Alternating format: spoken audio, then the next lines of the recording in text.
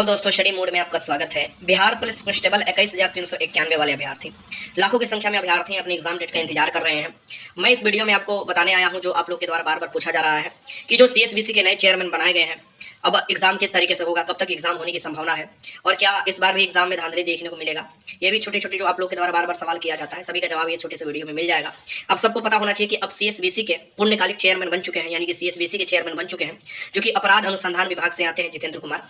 और वो आपको पता होना चाहिए, उसका नोटिस ये देखिए, ये है गृह विभाग ने जो जारी किया है, और ये अपर पुलिस महानिदेशक भी रह चुके हैं। और इस पद से यानी अपर पुलिस महानिदेशक जो अपराध अनुसंधान विभाग है, यहाँ से इनको मुक्त कर दिया गया है और इनको पूर्ण रूप से बना दिया गया है सीएसबीसी के अध्यक्ष, जो कि पटना में है। ठीक, यानी कि आपकी बिहार पुलिस कांस्टेबल की जो भर्ती कंडक्ट कराता है, उसके अध्यक्ष बना दिए गए हैं। तो सबसे अच्छी बात ये चीज है कि पहले क्या होते थे कि डीजीपी लोग जो रिटायर हो जाते थे, अभी तक वही देखा जाता था, वो अलग अलग आयोग के चेयरमैन बनाए जाते थे। अभी भी आप देख लो, अभी जो केएस द्विवेदी जी थे, जो सीएसबीसी के चेयरमैन है, वो देखो अभी बीपीएससी के चेयरमैन है। और सिंघल जी जो थे, वो भी पूर्व डीजीपी थे, वो तो भाई संलिप्त थे, तो वो तो आप देख ही लिए उनका आपको त्याग पत्र देना पड़ा, मतलब कि उनका जॉब खा गया, त्याग पत्र क्या दिया है, उनका जॉब खत्म हो गया। ठीक, अब बात ये रहा कि जो एग्जाम हुआ था अक्टूबर में, 1 अक्टूबर को, 7 अक्टूबर, 15 अक्टूबर को एग्जाम होने वाला था, जो कि एक वाला हो चुका था।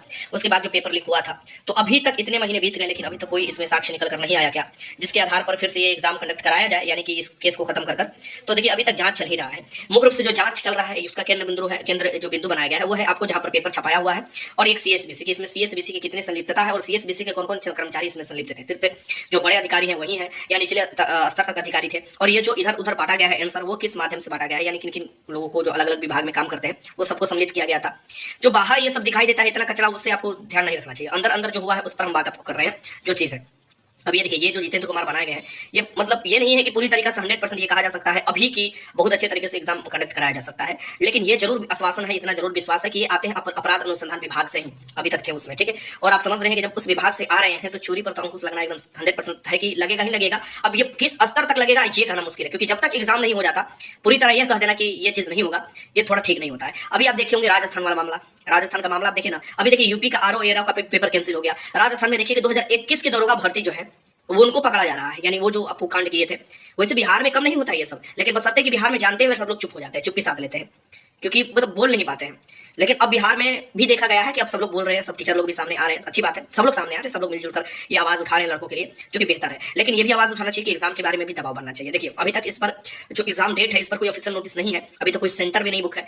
अभी सेंटर कहाँ से बुक हो जाएगा? सबसे पहले आपको जो चेयरमैन बनाए गए थे, इससे पहले जो थी शोभा वेटकर, उनको तो सबसे पहले डर ही लग रहा था कि हम काम करें कि ना करें, क्योंकि आप समझ लीजिए अभी भी अंदरूनी जो विभाग यानी सीएसबीसी के अंदर सब जितने भी चेयरमैन बनाए जाएंगे, चेयरमैन को देखो सबसे ज्यादा पावर दिया जाता है, सभी विभाग का जो भी कार्य पद्धति होता है उसमें सबसे पावर ज्यादा चेयरमैन को ही दिया जाता है। तो चाहे तो वो सुधार सकते हैं, और इस बार सुधरेगा भी, लेकिन अगर अंदर ही कचरा हो तो उस कचरा को बाहर भी फेंकना होता है, और वो कचरा फेंकेगा आपको आर्थिक अपराध इकाई, जब जांच करके सभी सबूत साक्ष्य प्रस्तुत करेगा और बोलेगा कि नहीं इन लोगों का भी हाथ है, तभी कुछ ना कुछ आपको देखने को अच्छे तरीके से मिलेंगे। अब हम बात कर लेते हैं आपका कि ये जो चेयरमैन बनाए गए हैं, क्या इनके देख रेख में एग्जाम अच्छे होगा? मेरे हिसाब से अच्छा एग्जाम होना चाहिए, क्योंकि इस बार बहुत से बदलाव भी होने जा रहे हैं, और ये पूर्णकालिक जब चेयरमैन बन गए हैं, यानी कि इनका तो मतलब मेन रूप से आपको चेयरमैन ही कार्य संभालना है। इन्हें पूर्णकालिक आप कह सकते हैं कि ये अध्यक्ष का काम निभाएंगे, और ये जब अध्यक्ष के काम निभाएंगे तो मुझे लगता है कि इस बार आपको अचूक परिवर्तन देखने को मिल सकता है भर्ती में भी, और आपको जो एग्जाम पैटर्न है उसमें भी आपको आने वाले भर्ती में भी आपको कुछ बदलाव देखने को मिल सकते हैं। ठीक, जो भी जैसे बताया जा रहा है, तो ये अपना कार्य संभालेंगे, और जल्दी से इस क्षेत्र में भी इनके द्वारा कार्य किया जाएगा कि आपके सेंटर बुक किया जाए। सबसे पहले कि आपको टेंडर निकाला जाए क्वेश्चन पेपर का, क्योंकि सबसे बड़ी बात है कि 18 लाख अभ्यर्थी हैं, और सबका क्वेश्चन पेपर मतलब कि देखो फॉर्म जितना भरा है उतना ही क्वेश्चन पेपर छपाता है। ठीक, भले उतना देने एग्जाम आए या ना आए उससे कोई फर्क नहीं पड़ता है, क्वेश्चन पेपर तो उतना ही छपाएगा। तो उतना टेंडर निकालना, फिर क्वेश्चन पेपर छपाएगा, फिर सेंटर बुक करना, तो समय तो लगेगा। ऐसा नहीं है कि कोई मतलब कि जादू की छड़ी है घुमा दो ये चीज हो जाए, क्योंकि अभी इस क्षेत्र में कोई काम नहीं किया गया था। क्योंकि देखो अतिरिक्त प्रभार इतने बड़े आयोग को दे देना, जहां पर हजारों की संख्या में भर्ती पड़ा हुआ है, अतिरिक्त प्रभार से कोई काम नहीं चलता। और अतिरिक्त प्रभार देना जब पूरी तरीके से जांच भी नहीं हुआ है, चेयरमैन कोई भी अपना नहीं चाहेगा कि हमारा जॉब जो है खतरा पर पड़े। लेकिन ये सबसे बड़ी बात है, ये अपराध अनुसंधान विभाग से इनको हटाकर, मतलब कि ऐसा नहीं था कि इनको उसमें काम ये नहीं कर रहे थे, यहाँ पर साफ साफ लिखा है कि पटना उनके जो वर्तमान पदधारी थे उससे मुक्त कर दिया गया है, जो वर्तमान पद पर थे वो मुक्त कर दिया गया है, और उसके बाद सीएसबीसी के पद आपको अध्यक्ष का पद दिया गया है। इसी से आप अंदाजा लगा सकते हैं कि कितना सीरियस मैटर है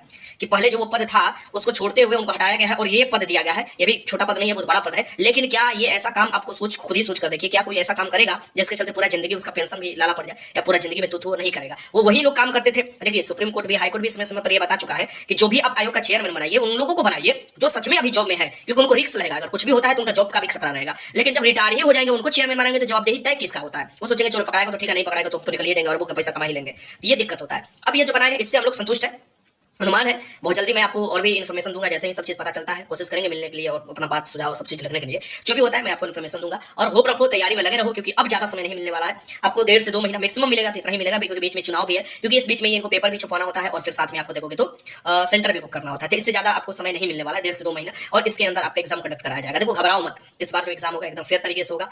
अभी ये कहा जा सकता है, ठीक है, ये नहीं कि अभी पूरी तरीके से मैं बोल रहा हूँ, क्योंकि अब जो आगे होने वाला है उस पर पूरी तरीके से ये विश्वास कर बोल देना कि ये चीज होगा ही होगा।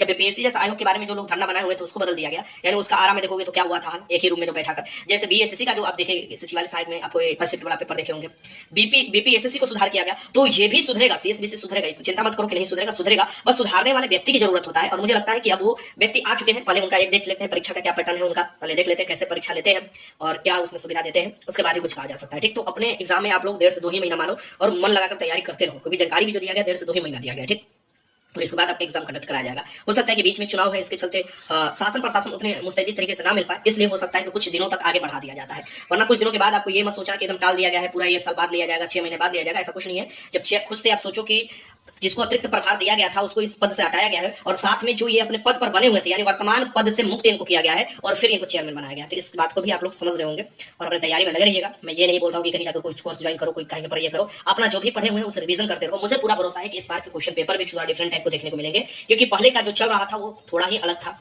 यानी पहले जो चल रहा था पेपर, एक तो आप देखेंगे कि पैटर्न क्या है, पूछ रहा है क्या, यानी ना दरोगा का लेवल है, दरोगा से कितना हाई लेवल है, ना बीपीएससी का लेवल है, बीपीएससी की कितना हाई लेवल है, यानी कि उन लोगों से भी, उनके भी क्वेश्चन से ऊपर इनका क्वेश्चन आता था, और इनका एक एक क्वेश्चन में अगर सोच कर आंसर नहीं लगाए तो फिर समझो कि रिजल्ट ही नहीं बन पाता था। वही स्टैंडर्ड देखो, वही एक्साइज का स्टैंडर्ड है, एक्साइज कांस्टेबल का, उसका पेपर देखो आसान आता था, वही फायरमैन का पेपर देखो आसान आता था, और वही बिहार पुलिस कांस्टेबल का इस बार का 10th का पेपर किया गया, फिर भी क्वेश्चन हार्ड किया गया। इससे तुम मनोदशा मिला लो कि जो बोला जा रहा था वो गलत नहीं बोला जा रहा था कि ऊपर ऊपर सीट यहाँ पर खाने की पूरा चक्कर में लोग लगे थे। तो अब एग्जाम पेपर में जो अभी एग्जाम आपका जो बिहार का होगा, देखो कंपटीशन तो टफ है, लेकिन इसमें टफ कंपटीशन नहीं है। जहां आपको हाइपोथेटिकली मान लो कि 18 लाख लड़के फॉर्म, 18 लाख में तो आएंगे नहीं, आपको पता ही होना चाहिए। अब तो बहुत लोग एग्जाम भी छोड़ेंगे, तो मान के चलो 15 लाख लोग एग्जाम में दिए, वो 15 लाख में 1,07,000 तो रिजल्ट देना है, यानी हर एक 13 से 14 लड़कों में आपका कंपटीशन है, और उसमें से भी कम हो जाते हैं तो और भी कम कंपटीशन हो जाता है। मैं रिटेन की बात करता हूँ, क्योंकि फिजिकल तो अपने दम पर तुम निकालोगे, जितना मसल्स में दम होगा, जितना अच्छे तरीके से दौड़ते होगे, उसका पालन करोगे और फिजिकल निकाल लोगे। ठीक, और ऐसा नहीं है कि इस भर्ती को जानबूझकर डिले करना है जी, नहीं, आगे की भी भर्ती की सभी प्रक्रिया क्लियर है, तो ये जितना डिले होगा और भी प्रक्रिया डिले होंगे, और रेशियो मजबूत रखना है तो इस भर्ती को भी कंप्लीट करना होगा, और सीएस भी मुझे अनुमान है कि ये भर्ती कंप्लीट करेगा। थोड़ा वीडियो लंबा हो गया, लेकिन जाते जाते एक दो बात और मैं आपको बता देता हूं कि अपने तैयारी में लगे रहिएगा। साइंस का या फुल मॉक टेस्ट का मैं नए सीरीज से स्टार्ट करने जा रहा हूं, और वो आपको कराऊंगा। अगर मन होगा तो आप लोग तैयारी करना, नहीं मन होगा तो मत करना, कोई जबरदस्ती नहीं है आपके साथ। ठीक, लेकिन तैयारी करोगे इस बार तो मुझे पूरा भरोसा है जो फल मिलेगा वो अच्छा ही होगा, जो रिजल्ट होगा वो आपको जरूर संतुष्ट करेगा कि नहीं मैंने मेहनत किया और इसका फल मुझे अच्छा मिला। ठीक, जो भी होते हैं टीचर वो मेहनत से ही कुछ कुछ लाते हैं। हम ये नहीं करें कि जाकर ये बैच ज्वाइन करो, वो करो, यहाँ पर पढ़ाई करो, वहां पर पढ़ाई करो, अपने घर पर पढ़ाई करो, अपना ही मटेरियल से पढ़ाई करो, बार बार रिवीजन करो और रिजल्ट तुम्हारा होगा। और डीमोटिवेट मत हो, और ये जो अगल बगल जो चिढ़ाते हैं ना, फिर से पैसे से होगा, फिर से ये सब होगा, उन लोगों की बातों में आने की कोई जरूरत नहीं है। ठीक, उन लोगों का जो कहना था वो तो फिरा है, और इस बार भी बदलेगा। एक बात समझ लो, इस बार भी बदलेगा, और चिंता करने की जरूरत नहीं है। अपने तैयारी में लगे रहो, और उसके बाद रिटेन दो, रिटेन निकालो, उसके बाद फिजिकल के अपनी तैयारी में लगो, और फिर फिजिकल में अपना फाइनल मेरिट जो बनता है उस मेरिट में अपना नाम करवाओ।